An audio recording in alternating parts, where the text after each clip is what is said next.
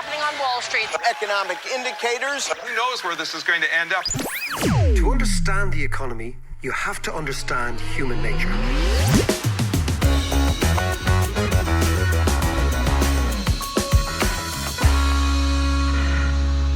Hi there, welcome to the David McWilliams podcast. As always, I'm joined by my old mate, John Davis. How are you? How are you, Head? And of course, by the stat expert himself, Finn McLaughlin, in the Badlands of Hackney over in London. How are you, Finn? What's the crack, lads? So listen, let's kick on. If you enjoy the content and you'd like to support us, please consider becoming a patron at patreon.com/David McWilliams. You can unlock a variety of exclusive content, including extra episodes, behind-the-scenes content, Q&As, and, for the next couple of weeks, exclusive tickets for 2 sold-out amazing events at the Dalkey Book Festival. The first one is a conversation between myself and the extraordinary Jared Diamond. Now, Jared Diamond has been called the master storyteller of the human race. I've been looking forward to talking to him for years and years, and it's going to be on Monday the 27th in the Mansion House at 7 p.m. And there's 2 tickets to be won on Patreon. And this is a real gem. You've got the opportunity now to a gig that was sold out after a minute of it going on sale, with a brilliant Stephen Fry and a man who, by designing 3 of the most iconic products of our age, the iPod, the iPad and the iPhone, has changed your world possibly more than anybody else alive. Johnny Ive, the chief designer of Apple.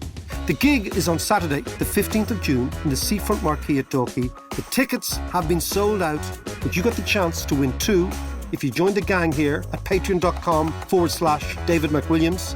And you can get all of this, the content, the tickets, the Q&A, all for the price of a pint. How are you, Sir John? You well? All right, yeah. What's the crack? The crack is I am going up to Tala, the Tala Stadium. Oh, for the match? Yeah, Rovers against Excellent. Bows, the derby this evening. Rovers, as you know, are playing As I know, football well. because you're a great fan of football. I've always seen you there. So you always strike me as a man with a great tactical nous. No, hang on, Mac. You are the Pep Guardiola of sound engineering. I have a very strong memory of the 2 of us dressing up in our Sunday best, and it was the shirt, the tie, the whole lot. We were all of about 10 or 11, and we got on the 46A to go to Milltown, and I suppose we would have got the bus to Donnybrook and walked up. To see Shamrock Rovers and Bows, and we were standing up.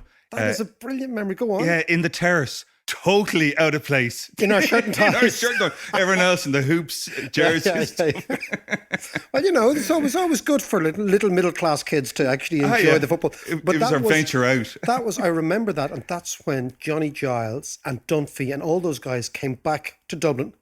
And they decided they were playing, and they decided they were going to make Rovers. They were going to turn Rovers into this force in Europe, and then they decided to sell the ground, which wasn't really, which now is cool. which is now cool. Yeah, but anyway, I'm going up there tonight, so that'll be a hoot. Great. You know, it's always good, you know, to see League of Ireland football is at a stage now where I don't think it has been at for a long time, which is actually getting better. Crowds are coming back, not huge, but they're coming back. And you know what? Maybe at some stage we need it. It's not the most interesting league in the world, but we actually need it. And in the era of John Delaney, which we won't talk about, but we do need it. And look, if you look at small countries like Denmark, Norway, those countries, they have created really good teams out of their league. So let's hope we can do something similar. Yeah. And what else was new? Oh yeah, I had this I'm going to brag now. I had a very ridiculous weekend. Oh yeah. I went for dinner with George Clooney. No way.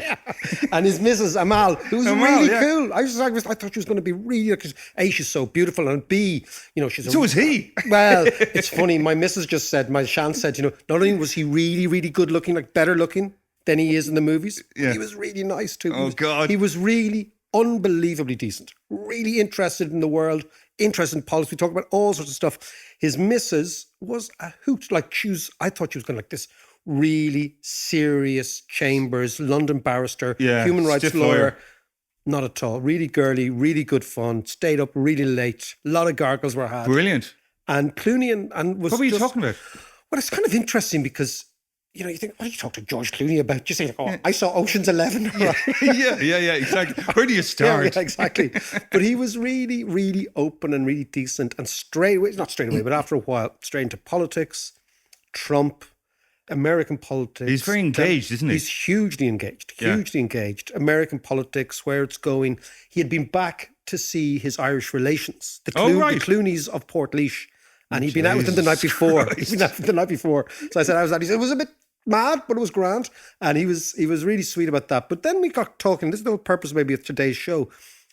We started talking about the right wing in France, Brexit, of course, the right wing in the UK, the right wing in Germany, and the upcoming European elections. And of course, he was adding in the Trump side of things. Right. And then we started to talk about the fact that Trump and what we call nativism, this basically this white vote, is not new. And it's a very old thing.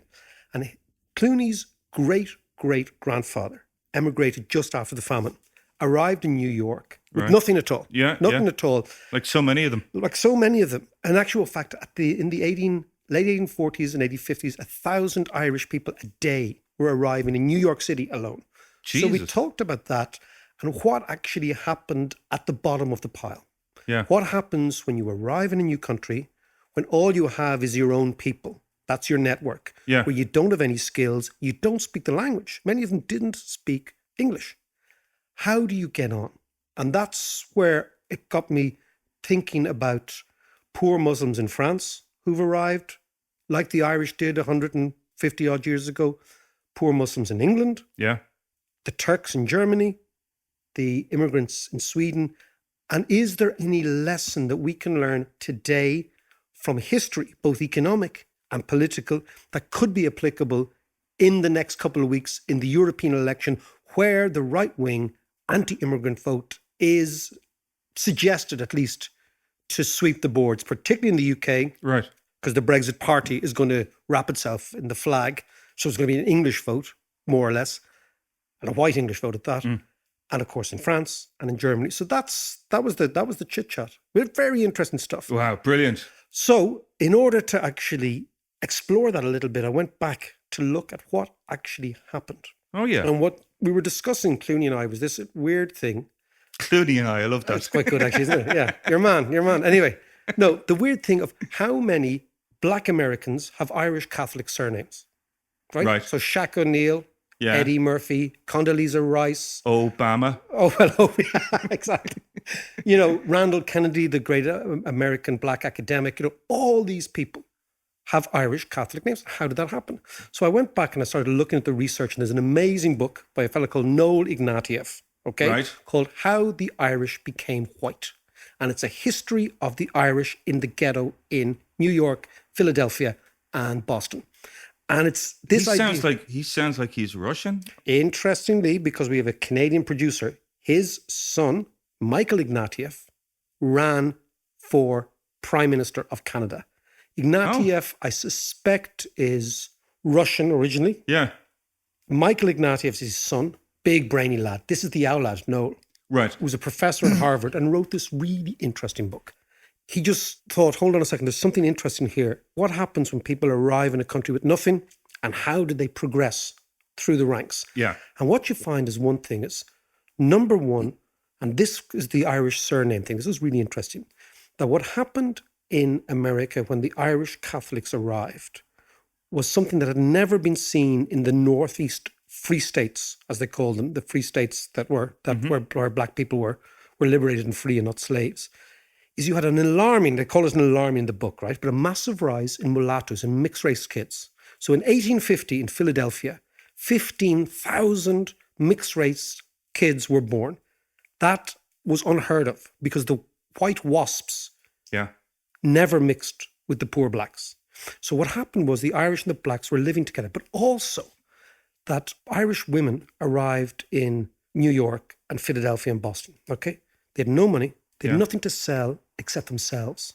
So they went into prostitution in huge numbers, which is what we see in lots and lots of immigrant societies all the time.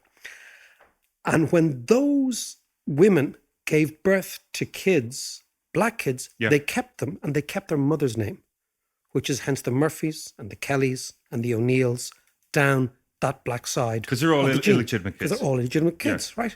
So that's really interesting. Because so what happens first is that the Irish mixed huge numbers with the blacks. Yeah. Black men, freed black slaves, were at a higher social rank than the Irish guys who came here, because the Irish guys had no trades. Yeah. So there was a hierarchical pecking order as well going on. But they were still in the category of no blacks, no Irish, no dogs. Absolutely, but this is what happens at when you're both down in the ghetto. When you're both, it's this tiny these small margins make a big difference. But sorry, these guys, a lot of the Irish though were farmers. Well, that's the interesting thing as well. You point out, like most of Irish migration in the 1840s and 1850s to the United States, a disproportionate was from Connacht and Westminster and Donegal. Okay, so the West Coast, right? Yeah. Which is why Irish speakers refer to the famine as the great destruction of the Irish language, because it was really predominantly on the Irish-speaking Western seaboard. Yeah. They're all agricultural. This is really interesting. Yeah. These are people who'd never been to a city before. And they're going to a country with an abundance of land. Exactly. And they didn't take it up. And why is that? The Germans, on the other hand, took it up, who were probably quite likely to be semi-urban when they left Germany. They became farmers. The Irish stuck in the ghetto. And maybe it is because, and this is what I want to get onto here, because of the outrageous anti-Irish feeling that predominated the United States once they arrived. And this is the parallel to what's happening with Le Pen or with the ADF in Germany or with the more extreme that basically what happens when a significant population arrives in that is different to the native population, to the local population. The first thing is at the very, very bottom, you end up scrapping with the people who are already at the bottom. In this case, the black people. Yeah. Okay. The second thing is as you climb your way up, you threaten the other whites. Okay. Yeah. But interestingly, as you climb your way up, you stamp on the people below you. Okay. Yeah. Now, the interesting thing is 1848, 1847, 1849, 1850 is a boom time in America. Okay. The early 1850s, there's a recession in the United States. And something really weird happens there is that when the economy turns down, there emerges this party which became known as the Know Nothing Party, which sounds really kind of creepy in itself. Who were they? So these were Protestant tradesmen in New York, Boston, and Philadelphia, those three big cities, right, who were threatened by the arrival of Irish immigrants, because the Irish immigrants dragged down wages, and to the extent that their wages, they were working men, these were Protestant working men, they dragged down their wages as well. But the Irish were unskilled though. They were unskilled, but what they were doing is they were actually taking all the unskilled jobs, and by that they were beginning to drag down wages everywhere. Okay. But the second thing is cultural. And this is again back to Le Pen and the Muslims and everything, right? That the WASPs in America hated Catholics. Part of the narrative of America, which is why we get hillbillies. Like hillbillies, we forget that hillbillies were supporters of King Billy from the hills. They came down from the hills of Appalachia. Okay, yeah. So all the emigration from Ireland to America before the famine was almost 100% Protestant from Ulster, the Ulster Scots, right? Yeah, yeah. And they brought with them their hatred of Catholicism. Yeah. That was part of their identity. So you get this weaving into the American WASP fabric, and then suddenly all these paddies emerge. You know, as I said, 1,000 a day. 1,000 a day is So unbelievable. it's changing everything completely. And also the Germans who arrived at the same time were also Catholic. Yeah. So really, we forget that the Germans were Catholic as well.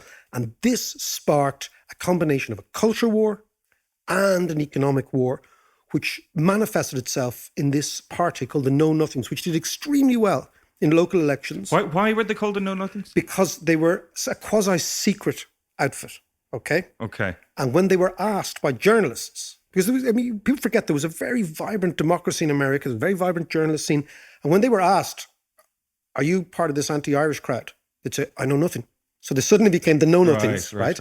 But they were a very significant political force in the 1850s in the United States. Now think about it. They're a reaction to a cultural difference, a religious difference, and an economic threat. Okay, Mark, so hang on a second. What has that got to do with today and the European elections? I think it is everything. I think that if you forget your history, you're condemned, obviously, to make these mistakes again and again and again. what happened in the United States is three things which I think are very similar to Europe. One is you get this economic dislocation, massive dislocation, when a huge, unexpected migration arrives very, very quickly. That's the first thing. So it's economic dislocation. Second is the cultural dislocation, this kind of Catholic versus Protestant culture war that was going on at the time. You can see that playing out with the Muslims as well. In France, in particular, the Turks in Germany. In Italy, you see a massive change because the Italians didn't have a certain huge amount of migration until very, very recently. And now they have this huge African migration. And again, culturally, they're very dislocated. In Spain, you see exactly the same thing.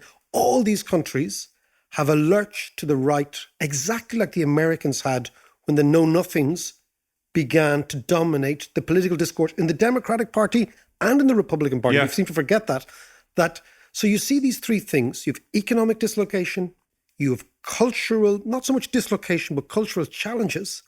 And on top of that, you have the political reaction, again, framed by the fact that the American economy starts to slow down. Right. It's when the economy starts to slow down, all these factors... The pressure is built. Exactly. So if you look at Brexit, if you look at where the votes for Brexit were, they were largely in places that the economy had forgotten the people over a long, long time.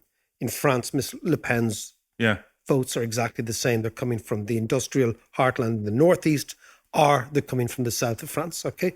Likewise, the ADF in Germany. The ADF, this Alternative for Deutschland, this is largely a phenomenon of the former DDR, the former communists. So you don't see any ADF real inroads in what was known as West Germany, because it's much richer.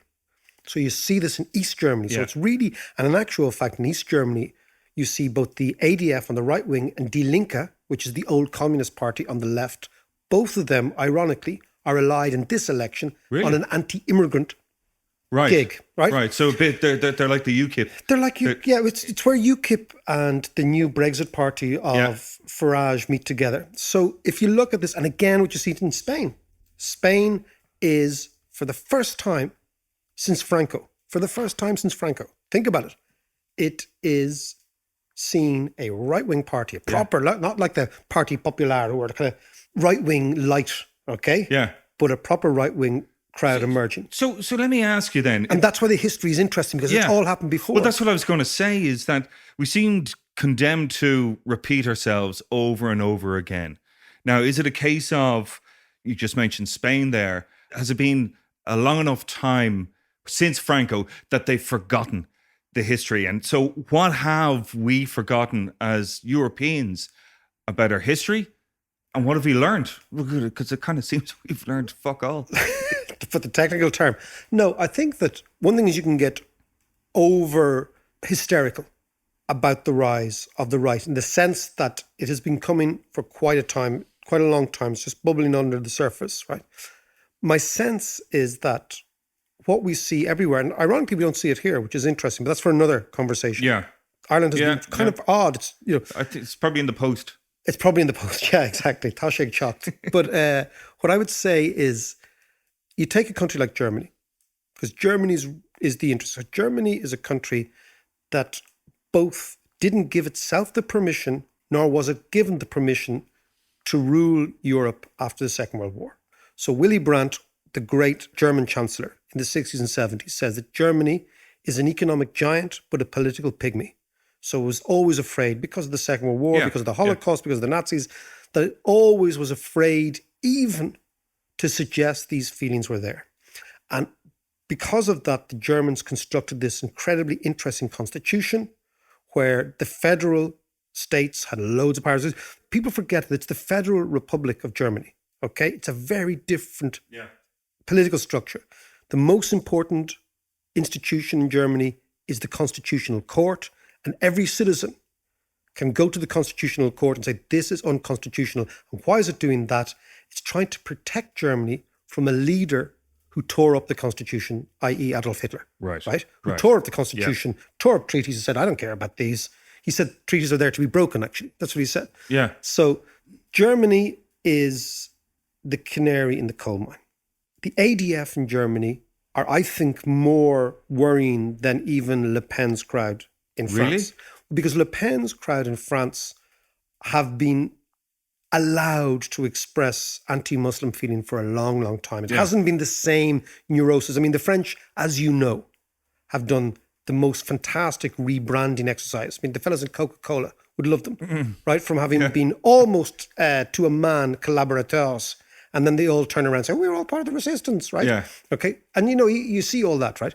So France has never had the same purge of its inner soul that Germany had, you know? Be fair to say, though, that in France, we've already had a couple of elections where, while Le Pen has done well, she still hasn't won. She still hasn't won. And the interesting thing in France, and the good thing you should always remain France, is that in the first round of presidential elections, Le Pen always gets about 23% of the vote, okay? Or that's where she peaks, right? Yeah. But when they're given a chance for a one-on-one head-off between Le Pen and Macron, the French vote overwhelmingly for the centrist character. Finn, have you any stats on what's going on in Europe? Yeah, well, I mean, just that you bring it up, because thinking about the European elections, I guess, and my thinking going into it would have been that you actually might have seen a pushback against these nativist movements because, I mean, not to the same extent in other countries as it is in Ireland, the UK, but all of this media coverage of Brexit might tell people to hold on a sec. What the fuck are we doing? Yeah. Essentially, we've got it okay here, but I guess you have to contrast that perception of what's going on in Europe with the facts on the ground. And I mean, if you look at just there, Italy overtook Spain for the first time in a decade in terms of youth unemployment. So it's risen up to 33% in Italy. Which, that's extraordinary. I mean, they're second in the EU now, just next to the Greeks, who, well, have been there for a long time, let's just say. Yeah, so 30% youth unemployment. So you take a country like Italy. Italy, what we forget about Italy, and it's really interesting, and I think it's because Ireland has unfortunately been deluged with English propaganda in economics. And by that I mean, you know, the English always start out, the Italians are lazy and they're disorganized and blah, blah, blah, right? The jingoism, the all British that jingoism. Nonsense, all that bullshit, right? You know, but if you look at the facts, Italy is the second industrial power of Europe. Yeah. After Germany. It's a bigger manufacturing power than France. People don't seem to realize that. Yeah. The north of Italy is the most sophisticated manufacturing area in Europe and has been for hundreds of years. Yeah. Now, this is why Italy, so you can say, well, you know, what happened in Greece is kind of, you know, sui generis. It's kind of unique to Greece. The country's been badly run for a long, long time. Italy had been badly run for a long time, but it didn't seem to matter to the economy up until about 10 years ago. Now the Italian economy is displaying all sorts of signs of extraordinary neurosis. Italian companies can't compete the way they used to compete. Italian car makers, Italian designers. Why? People say that one of the reasons is the Italians joined the euro and they were the only people who were in direct competition with the Germans in the car industry, in the design industry, in, for example, remember Zanussi, all these Italian brands, right? Which were really, really strong. Right. And they have suffered really badly in the euro because up until the Italians joined the euro, they always devalued the currency. So they always legitimized their own. So they let inflation go a little bit. Yeah, there was always a billion lira to... And then, yeah, exactly. for every tuppence. For every tuppence halfpenny. But they always, that was the system. It's like, okay, we will devalue eventually. Yeah. And the reason we'll devalue is because that will give our manufacturers like Fiat or whatever, that'll give them room to actually legitimize our own practices and still compete. The French had big car industry, has a big car Has a big car industry, but it's not a massive exporter. The Italians are a massive exporter. Okay. But where the French, if you think of the French, the German, the French, you know, the large agricultural sector, Germany didn't. Yeah. They were quite happy to trade with each other. The Italians seem to have got squeezed more by the euro than any other country. And of course, you know, at a certain stage, if you are run by a man like Silvio Berlusconi, who is Donald Trump with probably more makeup, more sex appeal, and a better bandana. He had a great bandana. Do you remember his bandana? I loved his bandana. But I mean, if you know, so Berlusconi is Trump in Italian, okay? Yeah. Right? Yeah. And this is 15, 16 years of misrule, of gouging the state, of undermining the institutions. And then you see, if you go to London, for example, you hear Italian spoken. The amount of migration of professional Italians to the UK has been phenomenal. Okay? So you take that, the end result is 30% unemployment. And now Italy is run by a right-wing party, the Northern League, and a left-wing party, the Five Star Movement. So the centre of Italian politics is gone. This is likely to be repeated again in the European election, notwithstanding what Finn was saying about Brexit. But my own sense is that whenever I travel to Europe, Brexit is never the headlines. They don't care. Yeah. It's like if you're French, like, get on with it. Yeah, you know? yeah. Well, absolutely. You know, like, you want to leave? Fuck off then. Get Just on with it. Go off a Jesus wet. You know, it's like that. Did you see that WhatsApp? Britain has not left the WhatsApp group. But so let's look at what's coming up. So if we're veering more and more to the right, and by the way, I don't know if you have an angle on this, but the influence in Italy in particular of Steve Bannon. He is. Steve Bannon is, from what I'm only reading in the papers. Yeah. Oh, me is too. Sniffing around. The interesting thing, the Italians have done something that really pissed off the Germans recently, which is they signed, you know, the Chinese have this big thing called the Belt and Road Initiative, which is China wants to build a new trade route, and it is building between Shanghai and Europe via Istanbul. Yes, yes. The Italians signed up to that last week. This really pissed off the Germans because the Germans have a fear of China, which is really legitimate. Because think about it. What the Chinese have done to American industry in terms of competition and what they have done to other industries, they're going to do to German industry. Right. Because make no mistake. German or European? German. So German industry is hugely, hugely dependent on the car. Yeah. Okay? Hugely, right? Make no mistake, the Chinese are going to destroy the German car industry. And the Germans are terrified of that. So any alliance... Yeah, sorry, Finn. Just say, which is very much a parallel of what's happened between Germany and Italy over the past 20-odd years with the euro. Exactly. So I hadn't thought that's exactly the thing. So the German industry destroys the Italians in the euro. The Italians just can't fight back. Yeah. Right? And Germany takes all the spoils, as we know. Yeah. The Chinese are looking at the global car industry and they're thinking, we're going to have that soon. Yeah. Right? And there's no idea that there's something going on in Germany that's going to be so brilliant in manufacturing. The Chinese will eventually have a look at that. So that's one of the reasons the Germans are particularly upset with the Italians who went beyond the Europeans. Yes, Finn? Just the only other point to make is two things. Again, you risk falling into the trap of the Brexiteers in Britain of assuming that all of Germany is all geared towards the German car industry. That's all that matters. Yeah, that's true. Okay, but which is, I think, is an important point, but also the fact that when was the last time you saw a Chinese car? I think that's something you need to recognize as well. So it's not necessarily strictly the car industry, but more as a manufacturing economy in general. Well, high-end manufacturing. I was actually going to ask that question as well, is that, you know, this has been coming down the road for a while. And as we've all spoken at length before about the importance of education and innovation and creativity, that it's up to Germany and Europe to adapt. Exactly. And I think Germany will take the lead. I remember we talked about the idea that the political pygmy versus the economic giant. Yeah. Now Germany's saying, okay, we've done the political pygmy thing. That maybe a sign of Germany becoming normal is the rise of the right wing. If you see what I mean. That basically, then you take off all the strictures and you allow these things emerge, and they emerge in Germany.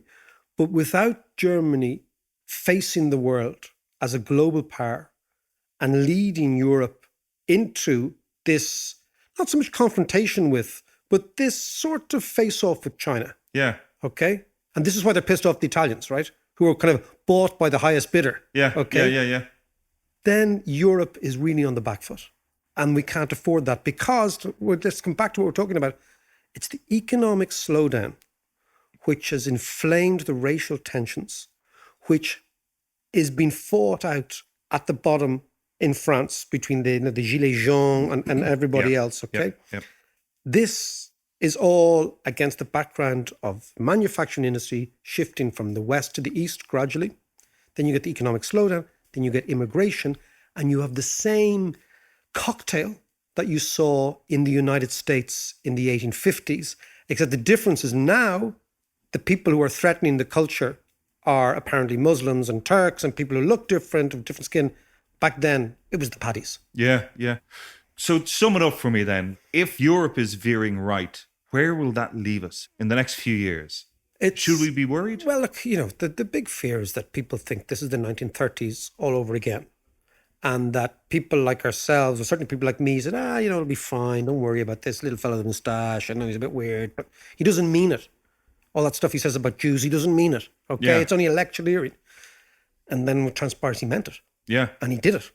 So that's the fear that nativism, which is all based on breaking down the global rules that have pertained for the last 40 or 50 years, okay, which is free trade, the free movement of people, and the respect for democracy, and the respect for constitutions, and all that sort of stuff is being gradually but progressively chipped away by Trump in the United States, Yeah. and by the threat of the right wing in Europe.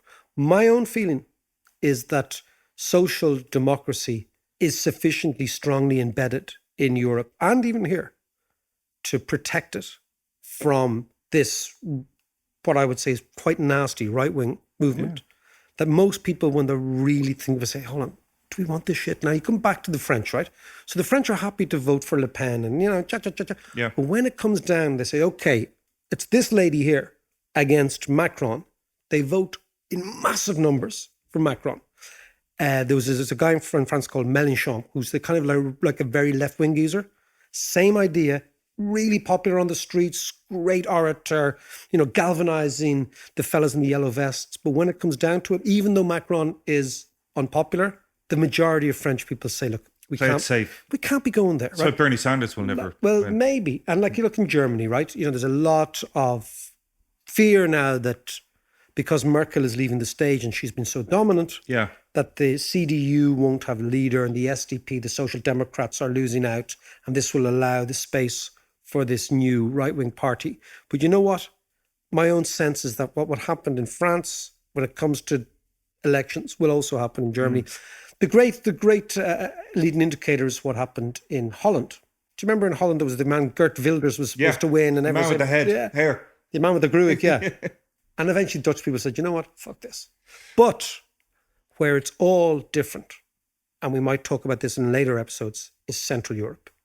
Once you go over to Slavic Europe, Poland, Slovenia, Hungarians. and the Hungarians aren't Slavs, but they're in that neck of the woods. Yeah, but it's just thinking man Orban. You're in a different kettle of fish. Yeah. And again, what's emergent there is incipient anti-Semitism, which hasn't gone away, and all sorts of quasi-nationalist movements that seem to me to be much more toxic than anything in Western Europe. Finn, you got a word in this? If I could jump in, just to push back a tiny bit and perhaps give you some optimism about Eastern Europe, as I think the Slovenians. I think the Slovenians just elected a female investigative journalist, launched an anti-corruption tirade, got into politics, and is now elected to the highest office in Slovenia. What I love is the way the Slovenians. researcher calls out bullshit on the boss all the time. Well, I'll tell you And another one also actually. the Ukrainians voted in your man, the comedian. The comedian, and also there was it was just yesterday that one of the mayors in Austria wrote this really racist poem and published What it. do you mean, an Austrian being racist? Never.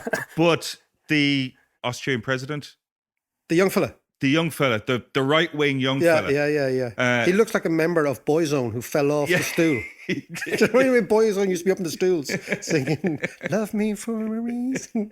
But he called the mayor out on it. Did he? Yeah, he did, which was quite unbelievable because he's very right-wing. He is very right-wing. And he's another disciple of Steve Bannon. Well, it's interesting. A friend of mine, an Austrian mate of mine, fella from a place called Graz, the south of Austria, which is obviously the city closest to the former Yugoslavia. So it's getting all the immigrants come from Croatia and Serbia. So I asked him, I said to him, Hansi, I said, how would you describe the Austrians? He said, we are very creepy. I just thought that was such a fantastic way to say. On that note, let's leave it. We'll come back. But European elections is going to be, thanks, but fuck, it's not Brexit. Yeah. Something new to worry about. Yeah, or to talk about at least. Okay, listen. What is always fascinating for me, and again, it's the way I think about economics and politics, is the way in which history always seems to repeat itself. We're not really good at learning the lessons. And the interesting thing about the Black Irish and the interesting thing about the Irish in New York in the 1850s was just how the Irish tune, the Irish song, if you want, the Irish playlist has repeated itself right now, again in France, in Germany, and to a degree in Britain. Thanks so much for listening to the podcast. Now, if you like our content and you want to support us, please consider becoming a patron at patreon.com/David McWilliams.